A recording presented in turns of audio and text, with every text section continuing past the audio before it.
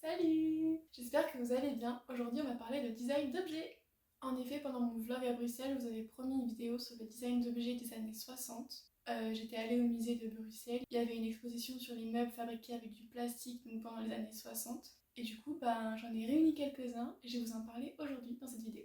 Je vais quand même vous faire une petite introduction sur le plastique, pourquoi il y a eu tant de meubles en plastique pendant les années 60. Donc en fait, pendant les années 60, c'était une période où le pétrole était roi, grâce à l'industrialisation des systèmes de production et à la pétrochimie. Et du coup, les designers de cette époque se sont tournés vers ce matériau pour créer des objets fonctionnels et esthétiques. Mais quels peuvent bien être les avantages de ce matériau?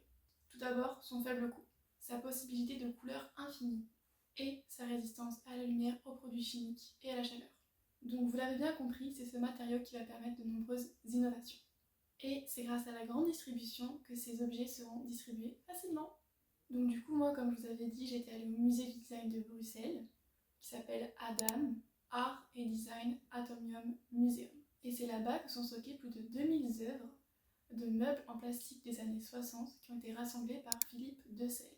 Et il dit, je le cite, « Pour la génération Baby Boom, ça montre une certaine nostalgie de leur jeunesse.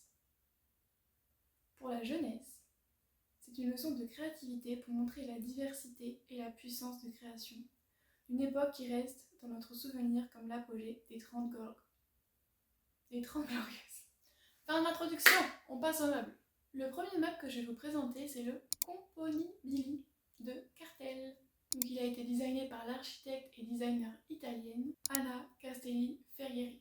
En effet, c'est en 1949 qu'elle fonde Cartel avec son mari. Et quelles sont leurs idées? Comment est-ce qu'ils veulent se démarquer? Ils veulent plastiquer les ménages. Et c'est donc en 1967 qu'ils créent le fameux Componibili. C'est la première unité de rangement en plastique ABS. Le plastique ABS, c'est un type de plastique sans vis, ni colle, modulaire et assemblable à l'infini. En effet, vous pouvez en acheter plusieurs, vous pouvez les empiler, vous pouvez les combiner, il y a plein de coloris différents, il y en a avec plus ou moins de tiroirs, enfin il y a vraiment plein de choix et c'est vraiment iconique.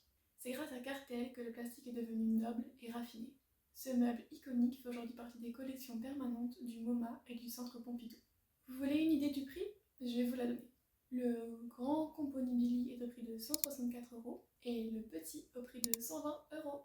De 1976 à 1987, Anna était la directrice artistique de Cartel.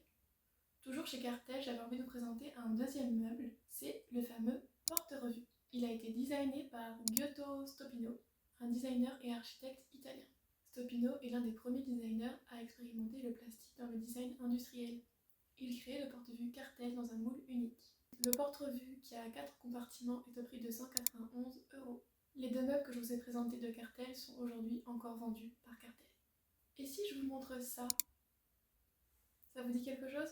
C'est la Pantone Chair, réalisée par Werner Pantone, un designer danois.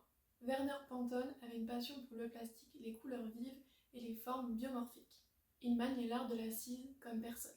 C'est en 1955 qu'il crée son studio et crée sa chaise homonyme, la Pantone Chair. Quelles sont les qualités de cette chaise? Empilable, confortable, robuste et passe-partout. Pour l'époque, bien entendu. La Pantone Chair, comme de nombreux autres meubles que je vais vous présenter aujourd'hui, a gagné de nombreux prix. Elle est devenue un classique indémodable du design. Elle est également au MoMA, au Centre Pompidou, au Design Museum de Londres et au Design Museum de Copenhague. Et quel est son prix de vente? 355 € pour une chaise. La Pantone Chair est aujourd'hui vendue par Vitra. Vous connaissez le chariot Bobby? C'est Joe Colombo qui est à l'origine de ce projet en 1970. Donc c'est un meuble à roulettes très pratique qui a été conçu en plastique ABS. Il y a de nombreux tiroirs, de nombreux plateaux, de nombreux compartiments, ce qui en fait un objet très pratique au quotidien. On peut également personnaliser ce meuble selon nos besoins. Donc il y a plusieurs modèles avec plus ou moins de tiroirs, plus ou moins de compartiments. Et on peut également y ranger tout ce qu'on veut en fonction de notre besoin.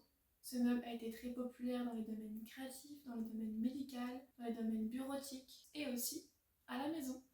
D'ailleurs, petite anecdote, Joe Colombo a étudié la peinture jusqu'en 1949 à l'Académie des Beaux-Arts de Brera à Milan et ensuite l'architecture jusqu'en 1954. Ce qui est du coup amusant puisqu'il a réussi à lier ses deux passions au final. puisque pour son chariot, il a dû user de ses compétences d'architecte, et en même temps, c'est un chariot qui sert aux créatifs, aux peintres par exemple, donc c'est quand même assez incroyable. Le petit plus de ce meuble quand même génial, c'est qu'il est mobile. Effectivement, il est doté de roulettes et il est très peu encombrant. Son succès est immédiat, il est aujourd'hui exposé dans de nombreux musées. Il mesure 73,5 cm de hauteur. Pour vous donner une idée du prix, le prix varie entre 400 et 700 euros, selon le nombre de tiroirs, le nombre de plateaux, le nombre de compartiments que vous avez. Est-ce que vous pensez que ça, c'est confortable? Apparemment, oui. Mais j'en doute fortement. Laissez-moi vous présenter la Pastille Chair, designée par Eero Aarnio. Ce siège, qui ressemble à un bonbon brillant et surdimensionné, a été créé en 1967. Ce qui le distingue des autres sièges de cette époque, c'est son assise ludique. Et deuxièmement, si vous mettez ça dans votre salon, on le remarque tout de suite.